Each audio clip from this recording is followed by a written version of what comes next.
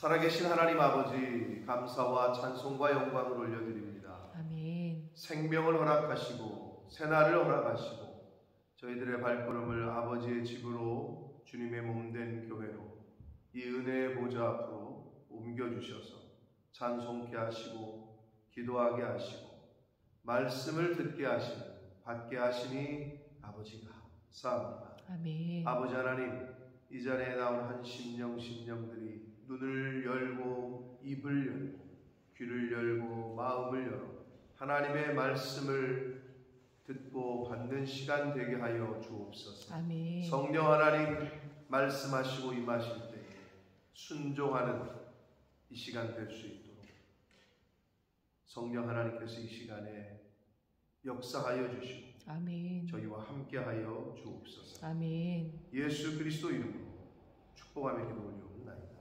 아멘. 자, 드디어 북이스라엘에 대한 하나님의 심판의 말씀이 시작됩니다. 그 이전에는 북이스라엘의 주변 국가들과 형제 국가인 남유다에 내리신 벌에 대해서 심판의 말씀에 대해서 이야기를 했는데, 오늘은 북이스라엘에 내리시는 벌에 대한, 심판에 대한, 그리고 그 이유에 대해서 말씀을 하십니다. 자, 6절 봅니다.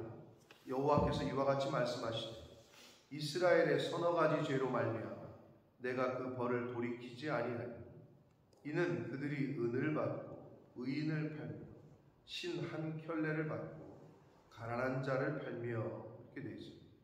당시에 북이스라엘의 여러 가지 죄악상들 중에 아모스, 지금 이 선지자, 특히 오늘 단락인 2장 이 부분에서는 사회적 정의가 실종되고 하나님의 선민으로서 행하지 말아야 될 그런 모습에 대해서 이야기를 하고 있습니다. 호세아, 같은 시대를 살았던 호세아 선지자는 종교적 측면에서 율법을 어긴 것에 대한 거를 조금 더 강조를 했다면, 이 아모스 선지자는 사회적 정의와 실생활 가운데 믿는 사람이 어떻게 이렇게 할 수 있냐 라는 그 측면에서 이야기를 하는데, 은을 받고 의인을 팔며 신 한 켤레를 받고 가난한 자를 팔았다. 구체적으로는 말 그대로 인신매매를 했다는 거고, 선민이 하지 말아야 될 그런 생활을 북이스라엘 사람들이 했다는 거예요. 사람을 돈을 주고 사고 팔았다는 거죠. 신 한 켤레를 받고 가난한 자를 팔았다. 가난한, 힘없고 돈 없는 사람은 그냥 헐값에 그냥 무슨 짐승 하나 팔듯이 이렇게 팔았다는 거예요. 오늘날 어때요? 인신매매가 없어요? 인신매매가 많이 이루어지고 있습니다. 이곳저곳에서. 이제 그렇게 되면 하나님의 심판이 가까운 줄 아는 거죠. 이 사회 가운데 성경에 말씀하시는 죄악들, 악한 모습들이 보이잖아요? 그러면 이제 때가 가까운 줄 알라라고 성경은 말씀을 하고 있습니다. 그러니까 그런 시대에 우리가 지금 살고 있다.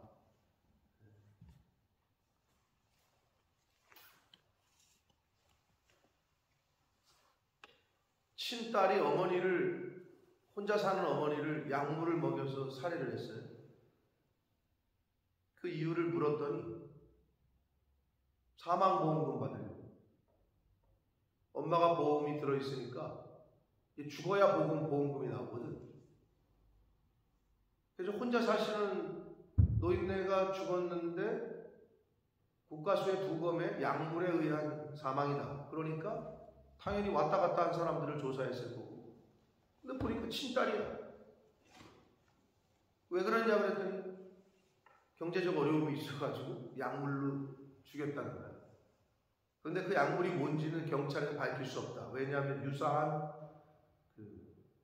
범죄가 일어날까봐 그 약물이 뭔지는 밝히지 않았는데 친딸이 자기 엄마를 독사를 시키는 시대에 우리가 살고 있어요.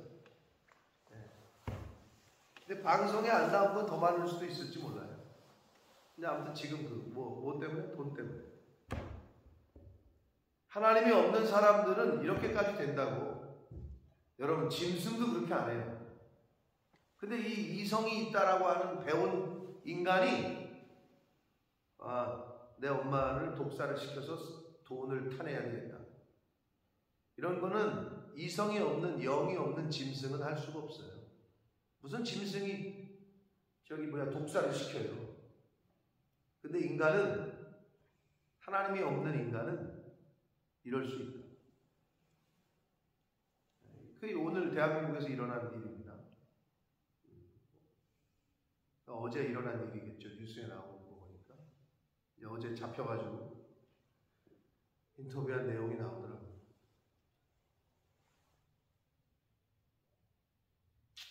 참 씁쓸한 이야기였어요. 당시에 북이스라엘이 하나님의 선민의 모습은 찾아볼 수 없는 그런 모습들을 행했다. 그래서 하나님께서 오죽하면 남쪽에 있는 남유다 선지자를 통해서 지금 북쪽에 있는 사람들의 사회의 모습을 질타를 하고 계셔요. 7절, 힘없는 자의 머리를 티끌 먼지 속에 발로 밟고, 그러니까 힘없고 연약한 사람들은 그냥 짓 누르는 거죠. 연약한 자의 길을 굽게 하고, 아버지와 아들이 한 젊은 여인에게 다녀서 내 거룩한 이름을 더럽혔다. 반인륜적이고도 성적인 문란함을 뜻하는데, 아버지와 아들이 한 여인과 성관계를 맺었다는 걸 의미해요. 아버지와 아들이 한 여인과 성관계를 맺었다. 성적인 문란함인 동시에 반인륜적인 그러한 일들이 벌어졌다는 거예요. 여기서 다녀서라는 원역한 말은 반복적으로, 습관적으로 라는 의미예요. 한 번이 아니라는 거예요. 계속해서, 반복적으로.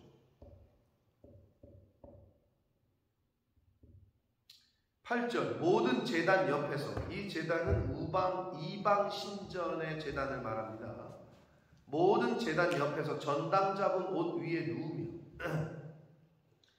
여러분, 오늘날은 그런 모습이 없는데, 당시에 이방 신전, 내가 신전에 가서 뭐예요? 제사드리잖아요. 근데 제사 드려야 되는데, 그럼 재물이 있어야 되잖아요. 근데 돈이 없어. 그럼 어떻게 해? 내가 갖고 있는 겉옷, 그 당시에 겉옷은 제일 소중한 거니까 전당포에 맡겨. 왜? 재물을 사기 위해서. 그래서 신전, 오늘날로 말하면 교회 옆에 전당포가 많았다고. 하나님 앞에 헌금을 드려야 되니까, 재물을 드려야 되니까 전당포가 많았다는 거예요. 지금 그 얘기야.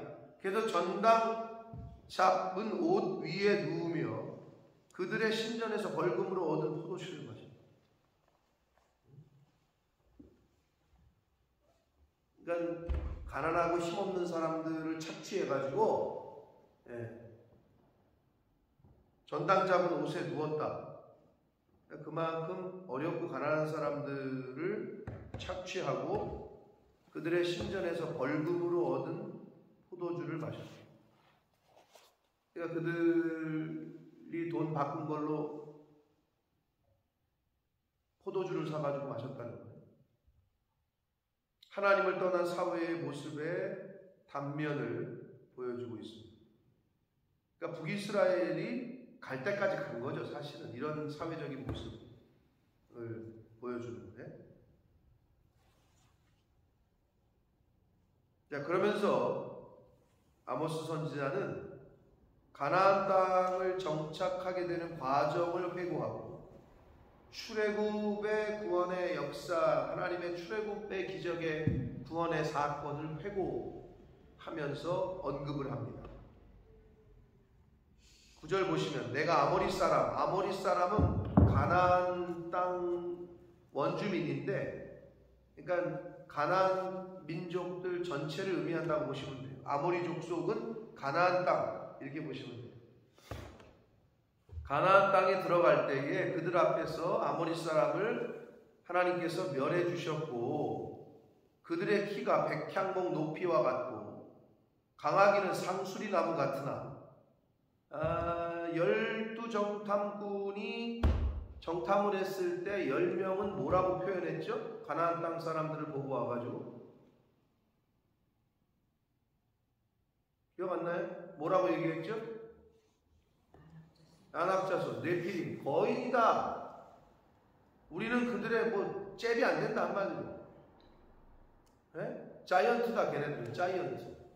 이렇게 표현했잖아요. 지금 그 얘기를 하는 거예요. 근데 여호수아와 갈렙이 뭔 소리냐? 똑같은 걸 보고 왔는데 왜 10명은 그렇게 얘기하고 여호수아와 갈렙은 야 그들은 우리의 밥이야. 그게 믿음의 차이. 믿음의 눈이 있는 사람은 자이언트가 밥처럼 보여.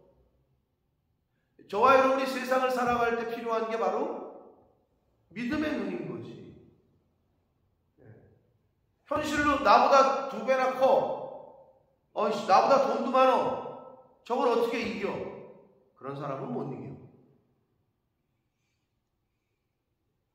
근데 여호수아와 갈렙은 무슨 소리냐? 하나님이 함께 하시면 그들은 우리의 밥이다.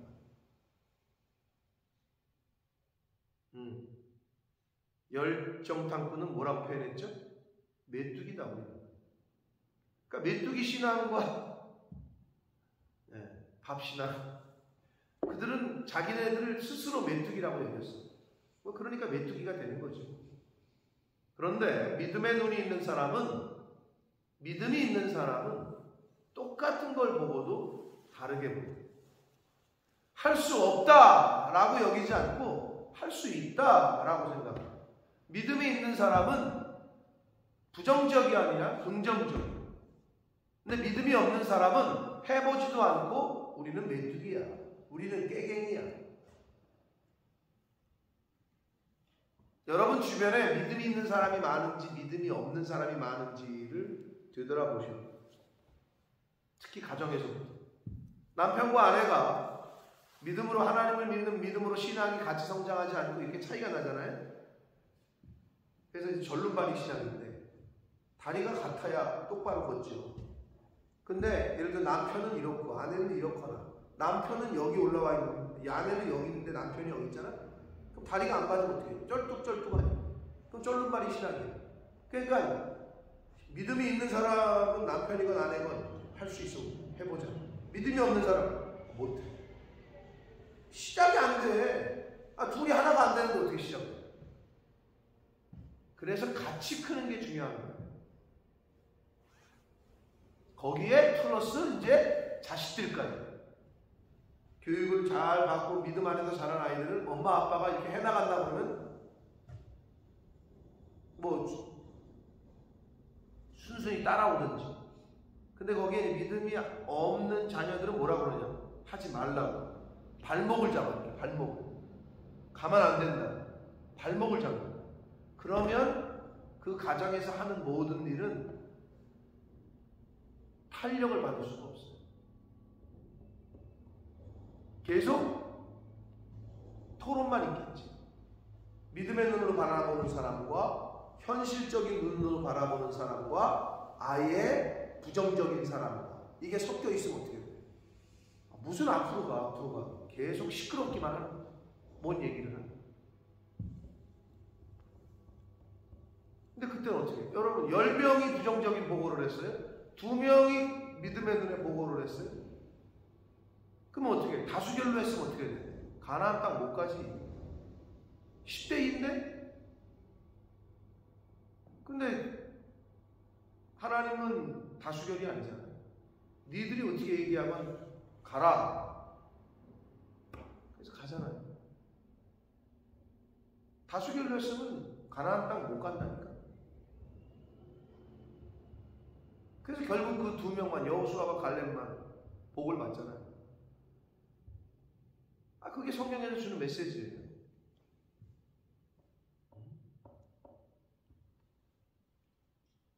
가나안 땅을 들어갈 때 그 자이언트 같은 사람들을 지금 백향목, 높이, 강하기는 상수리나무, 가나안 족속들의 큰 키와 강한 전투력을 상징해서 이야기를 합니다.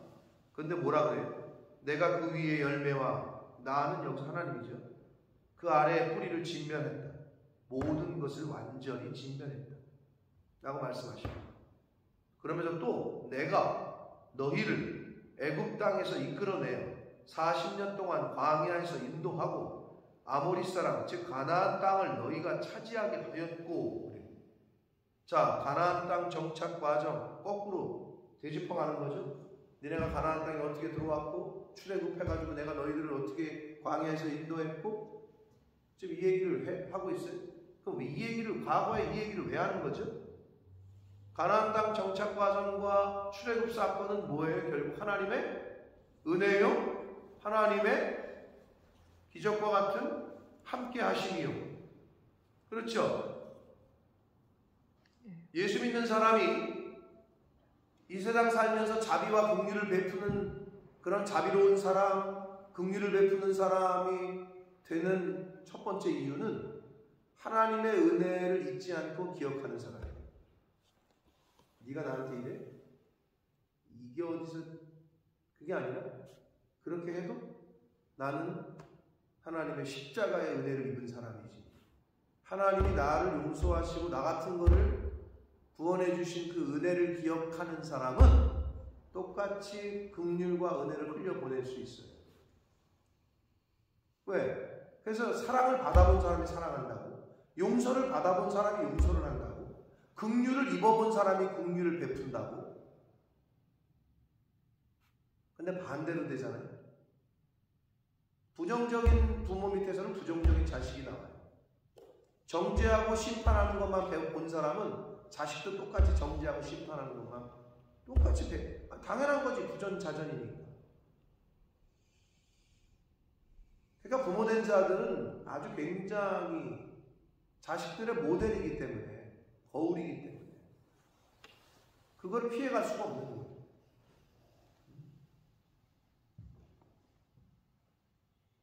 왜 아모스 선지자가 과거의 하나님의 은혜를 자꾸 끄집어내느냐?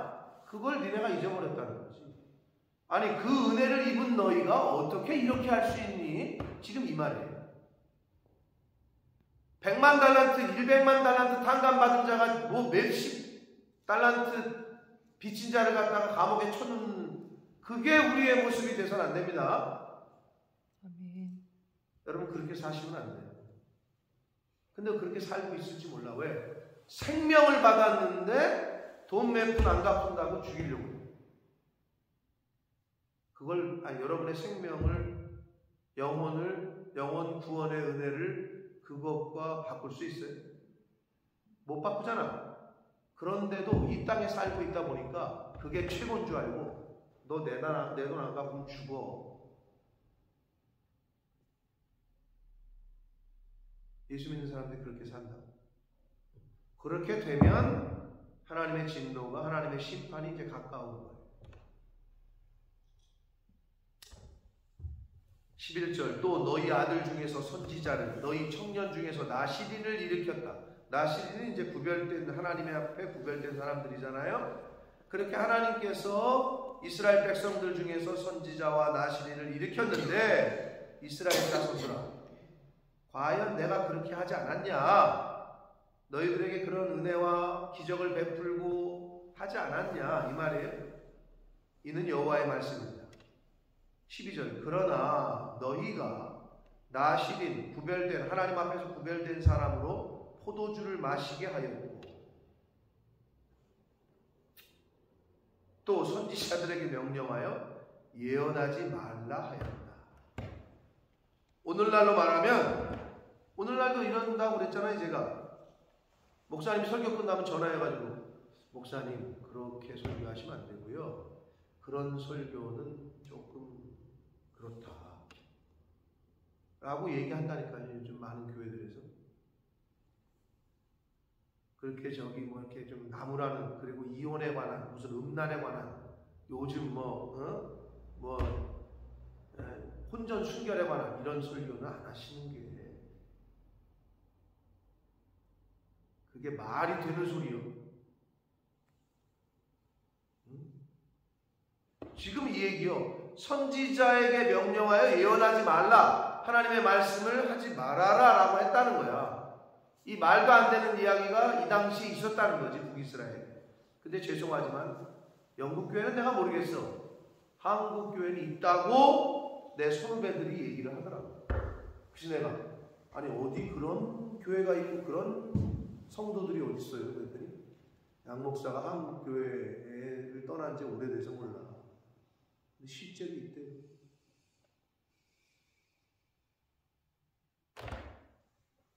하늘이 두렵지 않은 거지. 하나님. 지금 딱 그 얘기예요. 선지자들에게 말해서 예언하지 말아달라.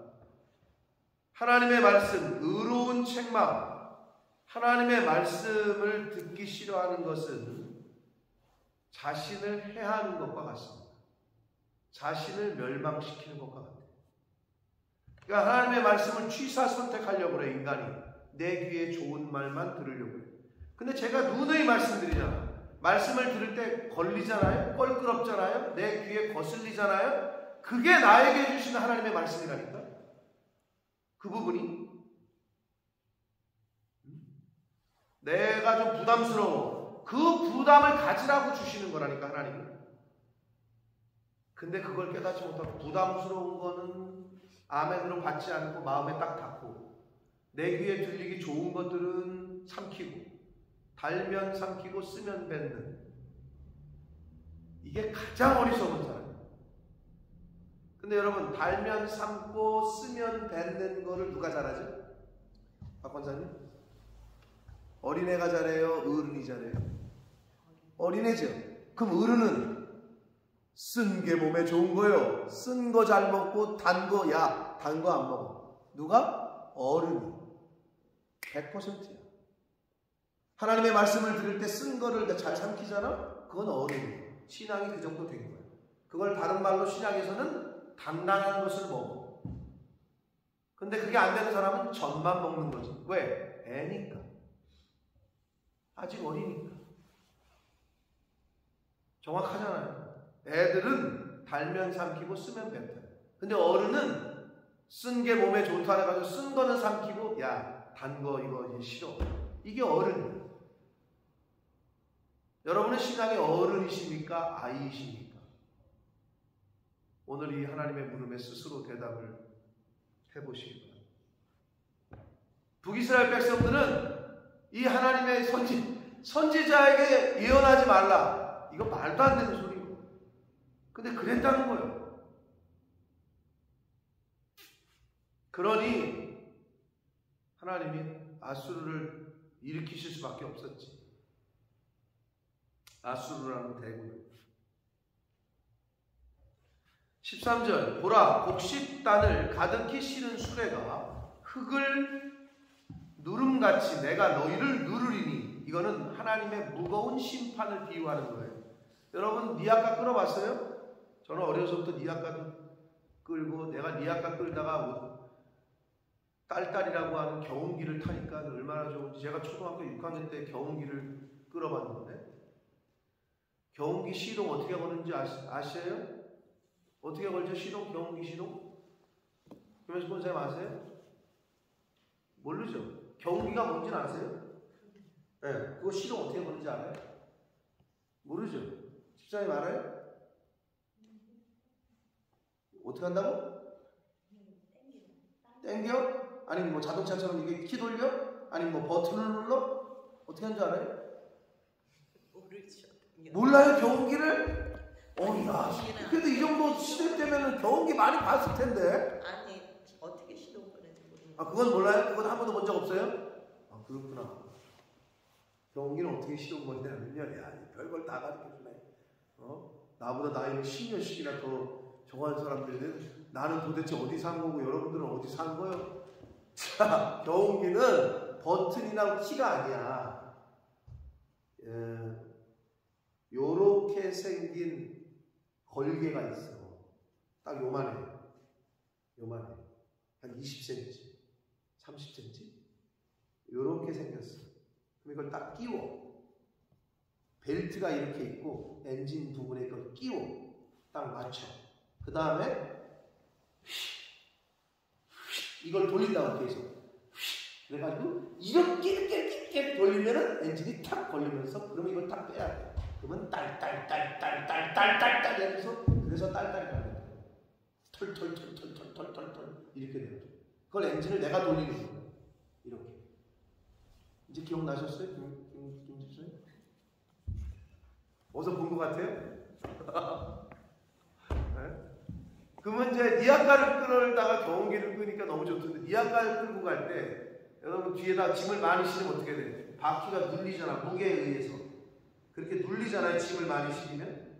그럼 이제 끌고 갈 때 니아가가 지나간 자리가 무거운 짐을 싣고 가면 길이 난다.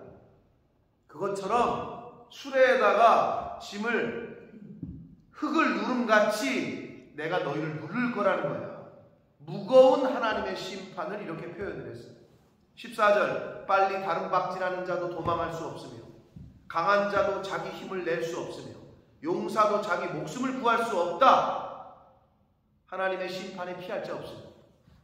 하나님만이 오직 유일한 피난처가 되시고 하나님의 심판이 임할 때에는 더 이상 피할 데가 없어요.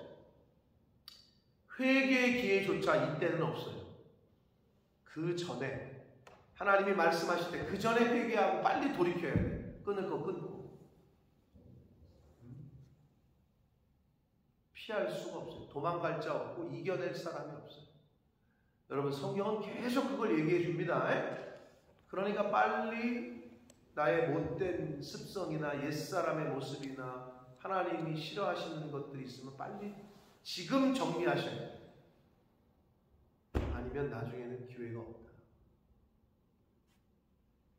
15절 활을 가진 자도 설 수 없다. 발이 빠른 자도 피할 수 없다. 말 타는 자도 자기 목숨을 구할 수 없고 용사 가운데 그 마음이 굳센 자도 그날에는 벌거벗고 도망할 것이다. 여호와의 말씀입니다. 자, 여기서 그날은 하나님의 심판의 날이겠죠. 근데 활을 가진 자 설 수 없고 이 말은 활 쏘는 사람들 있잖아요. 여러분 활 쏘는 사람들과 창과 칼 가지고 있는 사람들 중에서 영화 같은 데 보면 활 가진 사람이 앞에 있게요, 창과 칼을 가진 사람이 앞에 있게요. 영화를 본 적이 없어서 잘 몰라요. 활은 옛날의 전쟁의 그 부대의 배치를 보면 쉽게 얘기해서 오늘날로 말하면 포 있죠, 포는 알죠? 네. 붕! 내가 포탄 쏘는 거 있잖아. 그게 앞에 있게요, 뒤에 있게요? 뒤에 있어요. 포는 뒤에서 딱 100m 거리에 포탄을 떨어뜨려달라. 어느 지점에 포탄 떨어뜨려달라. 그러면 그거 맞춰가지고 각도를 조정하고 해가지고 그걸 다 조정하는 거야. 탁포를 쏘면 포탄을 쏘는 거거든. 그러면 실제 총 갖고 있는 사람이 앞에 있는 거고, 그게 이제 포가 옛날로 말하는 활이야. 활은 궁수들은 다 뒤에 있다. 뒤에서 쏘아주는 거야. 이 말은 전방에 있는 게 아니라 후방에 있는 군인들이라 할지라도 이거예요. 한마디로 하나님의 심판은 전방이건 후방이건 어디에 있건 피할 수가 없다 라는 것을 이렇게 비유적으로 표현을 했습니다. 그날에는 벌거벗고 도망할 것이다. 여호와의 말씀. 사랑하는 성도 여러분, 하나님은 약한 자도 강하게 하셔요. 약한 자도 하나님께서 강하게 하시지만 반대로 죄는 강한 자도 약하다. 그게 특징이에요. 죄는 높은 지위에 있던 사람도 한순간에 바닥으로 떨어뜨리게 한다. 하나님은 가장 밑바닥에 있는 사람도 가장 높은 자리로 세우시는 거예요. 아멘. 여러분, 죄악을 우리 가운데에서 떨쳐버리지 않으면 하나님 앞에 쓰임받기가 어려워요. 거짓을 우리 가운데에서 떨쳐버리지 않으면, 부정함을 우리 가운데에서 떨쳐버리지 않으면 거룩하신 하나님, 정직하신 하나님, 의로운 하나님에게 맞지 않거든. 이게 그러니까 같이 공존할 수가 없다는 거죠. 그래서 하나님 앞에 쓰임 받으려면 어떻게 보면 실력이 문제가 아니야. 얼마나 거룩하냐, 얼마나 성결하냐, 얼마나 정직하냐, 얼마나 그 영이 하나님과 닮아 있느냐, 이거지. 다윗도 아니 뭐 공부를 많이 했어요? 뭐 했어요? 목동이나 치고 막내 아들로 양이나 치던 다윗이었잖아요. 그러니까 그게 핵심이거든요.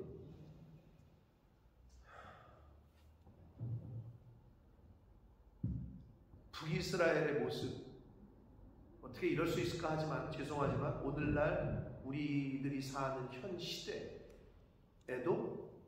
이것만큼이나 더하면 더했지 덜하지 않는 모습들이 우리의 실상의 주변에서 일어나고 있습니다.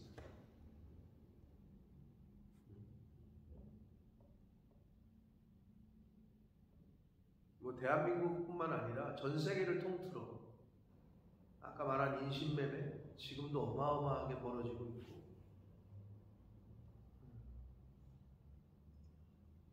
어제 뉴스 보니까 대한민국에서 4,000% 이자? 그래가지고 대부 업체를 차려놓고 이제 신용불량자들 이런 사람들은 은행에서 돈을 못 빌리잖아요. 소액 대출 100만 원 빌렸는데 일주일 있으면 이자가 100만 원이 넘어. 그런데 그 돈을 빌려. 그럼 이제 그때부터 카페 같은 애들이 계속 전화해가지고 뭐 네 아들 손톱을 다 뽑아버리겠다. 길거리 조심해라. 막 이런 전화를 받으니까 이제 두려운 거지. 근데 이제 그런 사람들을 잡았다고 이제 뉴스에서 나오고. 그러니까 연약하고 힘없고 한 사람들을 계속 쪼이는 거지. 우리가 이렇게 울타리 안에 있어서 그렇지, 이렇게 세상 밖을 내다보면 세상은 지금 요지경 그렇게 돌아가고 있다. 그런 가운데서 그러면 믿는 사람으로서 하나님의 이 말씀 안에, 언약 안에 있는 언약 백성으로서 우리는 어떻게 해야 되느냐?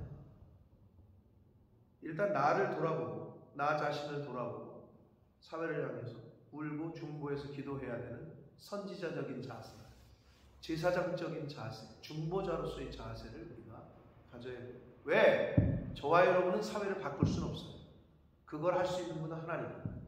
그러니까 그 하나님께 기도하고 중보하고, 예레미야 선지자처럼, 아모스 선지자처럼, 이사야 선지자처럼, 호세아 선지자처럼 중보하는 것밖에 없어요.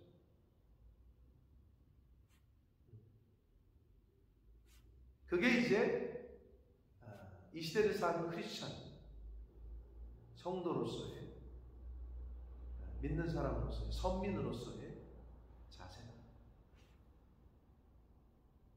바라기는 말씀을 통해서 나 자신을 돌아보고, 그리고 내 주변과 교회와 이웃과 나아가서 사회를 봤을 때, 여러분이 그런 뉴스들을 봤을 때 나라를 위해서 기도하고 민족을 위해서 기도하고 중보하고 하는 그러한 성도다운 성도, 그러한 천국 백성다운 백성, 그러한 자세로 오늘 한날을 사시고 남은 인생을 살아가시기를 예수 그리스도 이름으로 축복합니다. 아멘. 살아계신 하나님 아버지, 감사와 찬송과 영광을 올려드립니다.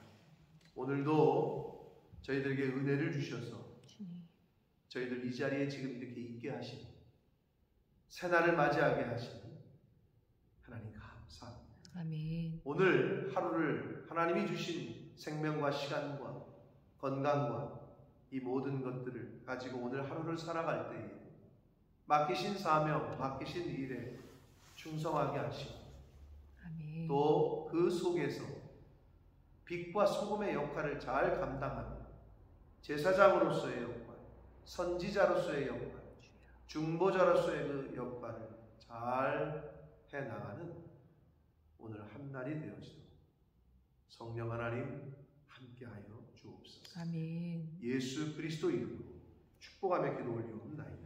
아멘. 하늘에 계신 우리 아버지,